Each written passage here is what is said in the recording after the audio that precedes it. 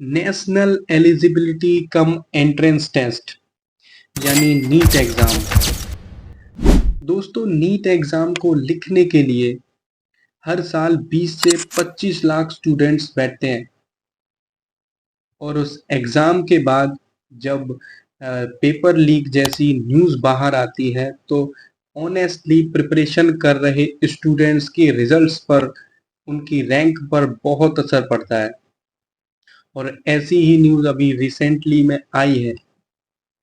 अभी सीबीआई ने 2 लोगों को महाराष्ट्र से गिरफ्तार किया है जो कि 87.5 लाख रुपए ऑफर कर रहे थे एमबीबीएस सीट की अलॉट के लिए।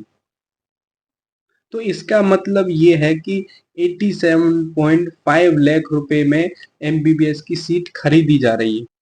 दोस्तों, ये पूरा मामला क्या है, कहाँ से ये शुरू हुआ मैटर, वो सभी बातें मैं आपको बताऊंगा। और अभी इन्वेस्टिगेशन चल रही है।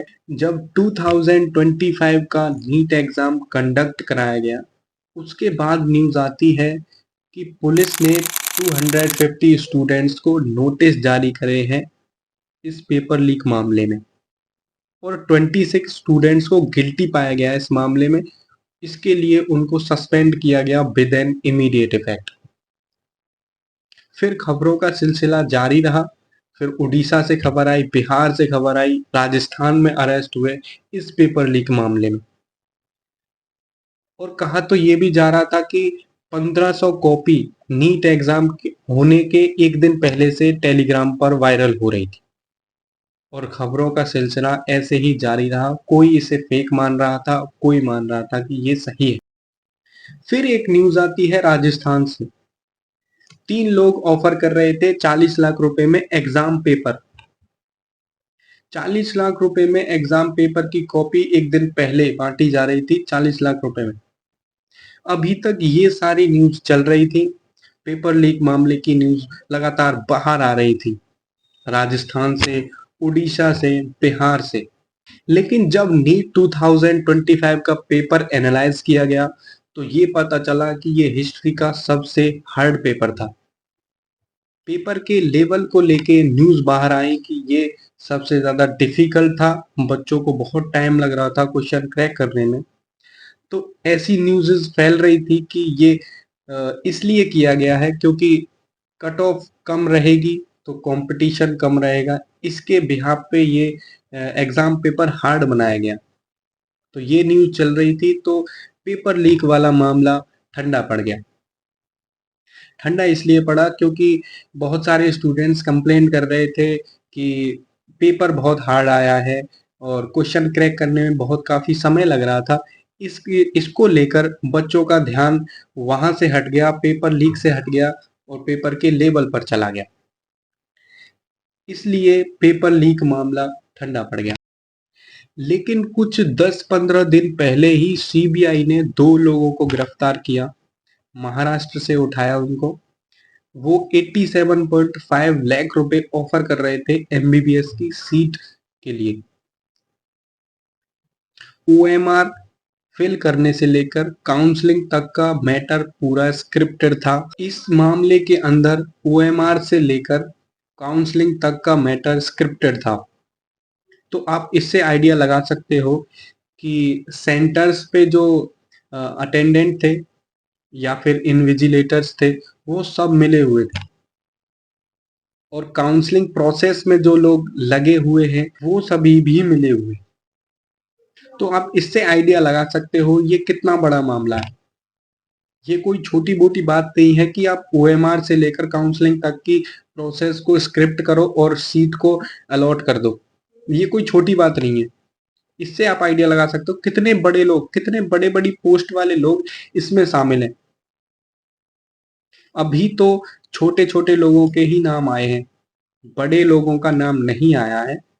ये मामला सुप्रीम कोर्ट तक पहुंच चुका है और सुप्रीम कोर्ट में सीबीआई ने क्लियर कहा है कि ये कोई छोटी मोटी साजिश नहीं है, ये कोई छोटी मोटी न्यूज नहीं है या फिर कोई रूमर नहीं है। ये एक बड़ा स्कैम है नीट एग्जाम को लेके। ये बहुत बड़ी साजिश है, कोचिंग सेंटर्स और एग्जाम सेंटर्स की एक बहुत बड़ी साजिश है। इन सभी न्यूज़ से, इन सभी स्कैम से और इन सभी पेपर लीक मामलों से उन स्टूडेंट्स को दिक्कत आती है जो ऑनेस्टली एग्ज़ाम के लिए प्रिपरेट करते हैं।